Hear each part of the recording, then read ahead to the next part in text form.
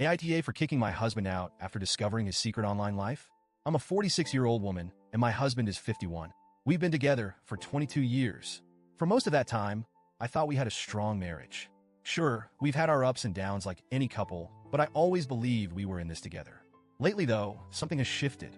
Over the past few months, I've noticed my husband being more secretive. It started with his phone. He always seems glued to it, and anytime I walk into the room while he's texting, he quickly hides the screen or turns it face down. I'm not someone who naturally jumps to conclusions, so at first, I didn't think too much of it. But then, when I casually asked who he was texting, he got defensive, almost angry. "You're so suspicious," he'd say. "You're acting crazy. Why don't you trust me?" I brushed it off, telling myself I was overthinking. I've never been the type to pry, but his reaction planted a seed of doubt in my mind. And once that seed was there, it started to grow. One night, everything came crashing down. I woke up in the middle of the night, couldn't even tell you why, and saw his phone sitting on the bedside table. I felt a pang of curiosity, then guilt.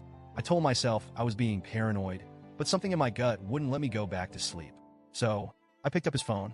I don't know what I expected to find. Maybe I thought I'd open it, see nothing suspicious, and feel silly for doubting him. Instead, what I found shattered me. The first message I saw was from a 25-year-old woman. He told her he loved her. He was asking her for pictures and videos, things I won't even repeat here because they make me sick to think about. My hands were shaking as I scrolled further. There were DMs to multiple women, some I recognized from his past, and others I'd never heard of. And the accounts he was using?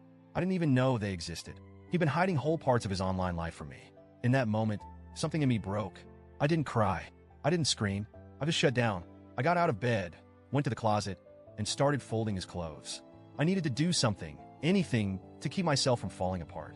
When he woke up and saw me packing his things, he looked confused. "What are you doing?" he asked.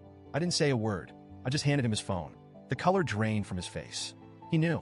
At first, he tried to explain. "It's just flirting," he said, his voice panicked. "You don't understand. It's harmless." But when I didn't respond, his tone changed. He started yelling at me, accusing me of being insecure and crazy. He said I was overreacting, that it wasn't real cheating because it wasn't physical. For some context, he hasn't worked in 15 years. I've been the sole provider for our family, covering every expense while he stayed home. I've always done it without complaint because I loved him and believed we were a team. But now, I felt like a fool. I told him I was done. I told him he needed to leave. He started pleading with me, saying he had nowhere to go, no one else to turn to. I told him that wasn't my problem. He's a grown man, not my child. And then, just when I thought he couldn't hurt me more, he called me a fat crazy B*TCH for throwing away 22 years of marriage. That was the moment I knew I couldn't forgive him. I told him he could stay on the front porch until he figured out where to go. It's an enclosed space. Not as cold as outside, but not exactly comfortable either. I knew it was harsh, but I couldn't bear to have him in the house with me. Update. Thank you to everyone who commented and sent messages. Your kindness has been a lifeline. When I got home from work, he was still on the porch. To clarify, it's more like a mudroom. Chilly, but not unbearable. I let him in so he could eat, use the bathroom, and talk. He started apologizing again. He said he wouldn't do it anymore, that he didn't mean to hurt me. He begged me to think about our history together, to consider the good times. He said I was throwing away 22 years over something that wasn't physical. But this time, his words didn't sway me. I pulled up his messages again, the ones I'd read the night before, and began reading them out loud. I got about halfway through before I broke down crying. I couldn't help it.